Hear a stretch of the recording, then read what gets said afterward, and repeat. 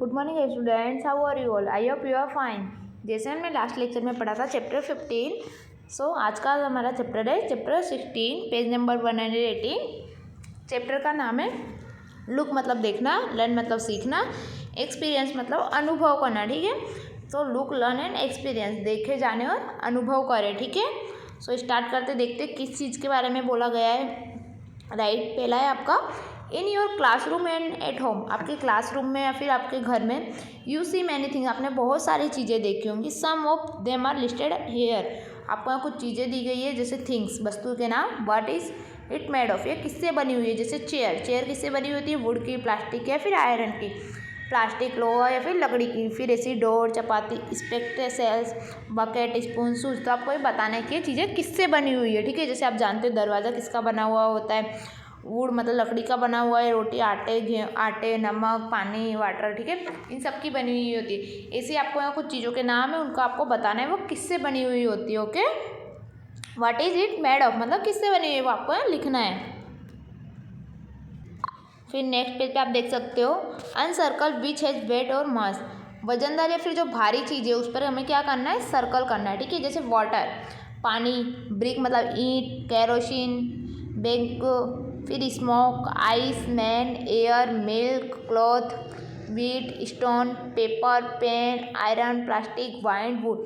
जैसे पानी, पानी भारी होता है या नहीं, तो उस पर नहीं करना है। ब्रिक, ईंट भारी होती है, ओके, इस पर सर्कल करना है। केरोसिन ये नहीं होता, बेग भारी होता है। स्मोक मतलब धुआं, भारी नहीं होता। आइस बर्फ़ भी नहीं होती, बर्फ़ भारी होती है, सॉरी। मैन आदमी भारी होता है। एयर हवा भारी नहीं होती। मिल्क भी भारी नहीं होता, दूध। क्लॉथ कपड़े जो है भारी होता है। वीट मतलब आटा, गेहूँ, वो भी भारी होता है। पत्थर, ठीक है, ऐसी बहुत सारी चीज़ें जो आपको, जो चीज़ें भारी है, वजनदार है, उस पर आपको सर्कल करना है। फिर आप यहाँ देख सकते हो एक्टिविटी दी गई है आपके यहाँ। Collect things like leaf, nail, water, eraser, chalk. आपको जैसे पत्ती, पानी या फिर रबड़, चौक, ये सारी इकट्ठा करनी है। ठीक है, use a pencil to draw an outline them. उसके इन वस्तुओं के चारों तरफ आपको पेंसिल की आउटलाइन करनी है। ठीक है, draw the figure and various things. आपको इस प्रकार की बहुत सारी आकृतियाँ बनानी है, चित्र बनाने हैं। ठीक है, ऐसे यहाँ आपको दिए गए साइड में जगह इसमें। फिर है is it true everything is made of matter. क्या सभी वस्तुएं पदार्थ की बनी होती है? एवरीथिंग इज वेट और मास, सभी चीज़ें वजनदार या भार होती है। एवरीथिंग ऑक्यूज स्पेस, सभी चीज़ों में सभी चीज़ें स्थान घेरती है। Air occupies space, air is weight, वायु स्थान घेरती है, वायु में वजन होता है। फिर पेज नंबर 120 पे आप देख सकते हो एक्टिविटी दी गई है। टेक 3 ट्रांसपेरेंट ग्लास और 3 ट्रांसपेरेंट बाउल। आपको कोई भी ट्रांसपेरेंट पारदर्शी ग्लास या फिर 3 कटोरियाँ लेनी है। Fill water, stones and smoke in them and observe. उसमें पानी, पत्थर और धुआं लेकर आपको भर देना है। ठीक है, और उसमें ऑब्जर्व करना है। फिर है जैसे आप ड्राइंग में देख सकते हो। ठीक है, तीनों में पानी, फिर धुआं और फिर स्टोन मतलब पत्थर रखा है, फिर उसका ऑब्जर्वेशन किया है। Put right for the substance which tech space of its container and wrong for one that does not change in its shape. जो पदार्थ बर्तन के अनुसार आकार धारण करे उसमें राइट टिक करना है, और जो ना करे उसमें रॉन्ग करना है। जैसे धुआं क्या होगा? स्मोक क्या होगा? जैसा मतलब शेप होगा, वैसे जैसे ग्लास का शेप है तो उसमें वो वैसे ही शेप में बन जाएगा, उसका आकार धारण कर। लेकिन जो पत्थर होगा वो करेगा नहीं। पानी होगा, पानी कर लेगा और धुआं कर लेगा, लेकिन जो पत्थर है वो कोई भी ग्लास का या फिर बाउल का आकार धारण नहीं करेगा। ओके, आपका कुछ टेबल है, उसमें आपको फिलअप करना है उसका observation. Take the shapes of its container. आप बर्तन का आकार धारण करता है, फिर डोंट चेंज शेप, उसका आकार नहीं बदलता है। इन ग्लास कप, कांच के ग्लास में, कांच की कटोरी में, फिर इन ग्लास कप वो आपको लिखना है। फिर वाटर, स्टोन, स्मोक, क्या वो करता है या नहीं करता है, आपको राइट और रॉन्ग टिक करना है। फिर read and write in the tables name of some solid, liquid and gases substance are written, you write few more names. आपको यहाँ कुछ ठोस, द्रव और गैस पदार्थों के नाम दिए गए, आपको उनमें से वैसे ही दूसरे नाम लिखने हैं। जैसे like water the substance which change shape when put from one two other container. जैसे वाटर होता है, उसको एक कंटेनर से दूसरे कंटेनर में डालते हैं तो वो जल्दी ही आकार धारण कर लेता है। बट लेकिन there is no change in the shape of occupies, such substance are called liquid substance. पर लेकिन ऐसी कुछ द्वारा उसके द्वारा घेरी गई जगह में परिवर्तन नहीं होता, ठीक है। इस पदार्थ को हम क्या कहते हैं, द्रव कहते हैं। जैसे मिल्क, वाटर और पेट्रोल हुआ, ओके। एग्जाम्पल के लिए आपको ये टेबल भी फिलअप करना रहेगा, डू बाय योर सेल्फ। फिर नेक्स्ट पेज पर आप देख सकते हो, substance like stone which do not change their shape और volume are called solid substance. पत्थर जैसे कुछ पदार्थ अपना आकार और रोकी गई जगह नहीं बदलते, ठीक है। जैसे आपने जब वो एक्टिविटी की तो जो पत्थर था वो वही शेप में था, ना तो उसका आकार बदला ना उसने अपनी जगह बदली। ऐसे पदार्थ को क्या कहते हैं, ठोस पदार्थ। जैसे रबर हुआ, एग्जाम्पल के लिए नेल हुई, नाखून कील, और फिर जो पेंसिल होती है वो, ठीक है। फिर है substance like smoke when transfer from one container to the other change its shape and also the shape it occupies are called gases substance.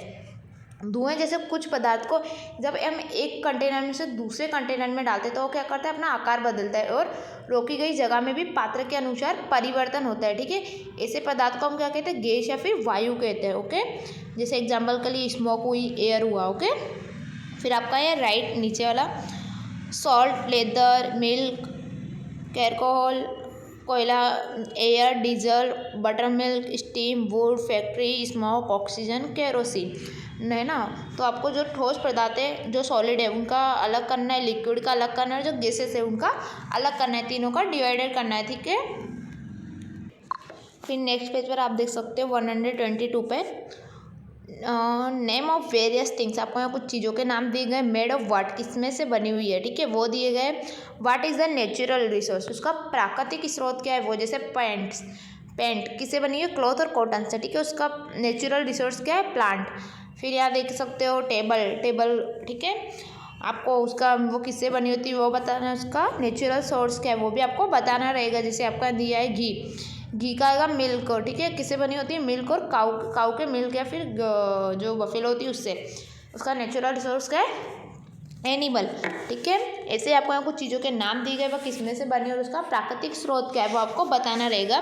फिर आपका यहाँ देखिए रीडिंग में है, we get everything from our environment. हमें हमारे पर्यावरण से बहुत सारी चीज़ें मिलती है। If we do not get all this things then we would have to face many trouble. यदि हमें कभी कोई चीज़ वस्तुएं ना मिले तो हमें बहुत सारी ट्रबल का सामना करना पड़ेगा, परेशानी होगा। So we must protect our environment, इसीलिए हमें पर्यावरण की सुरक्षा करनी चाहिए। We must use this natural resource judiciously, मतलब हम प्रकृति के द्वारा दी गई सुविधाओं का हमें भरपूर उपयोग करना चाहिए। फिर लास्ट पेज पे आपका देख सकते हो थिंग, मतलब सब्सटेंस में है milk, iron, rice, water. Natural resource, उसका प्राकृतिक स्रोत क्या है वो बताना है। ऐसे ही साइड में भी क्लॉथ, ऑक्सीजन, पेट्रोल, स्टीम, इनका प्राकृतिक स्रोत आपको लिखना रहेगा। फिर है रीडिंग में, iron, ice and cloth ETC are solid substance. जैसे लोहा, चावल और कपड़ा क्या है, ठोस पदार्थ है, ठीक है। Milk, water, petroleum are liquid substance. Milk हुआ मतलब दूध, पानी, पेट्रोल, ये द्रव पदार्थ है। फिर steam, oxygen, smoke are gases substance. ये जो कौन सी स्टीम, भाप, ऑक्सीजन, धुआं कैसे फ्वायु पदार्थ है। फिर आप ये नीचे देख सकते हो कि आपको एक छोटा सा पोएम टाइप में दिया गया है, pressure and protect every day for glorious future for our country. मतलब एक एक वृक्ष का करो जतन, रहे उज्जवल भावी वतन। फिर नीचे है, earth and water need protection for propose growth of any nation. जल जमीन का करे जतन, आबाद होगा हमारा वतन। सो आई होप स्टूडेंट आपको चैप्टर समझ में आया होगा। इसकी एक्सरसाइज आपको राइट डाउन करनी है। So thank you everyone.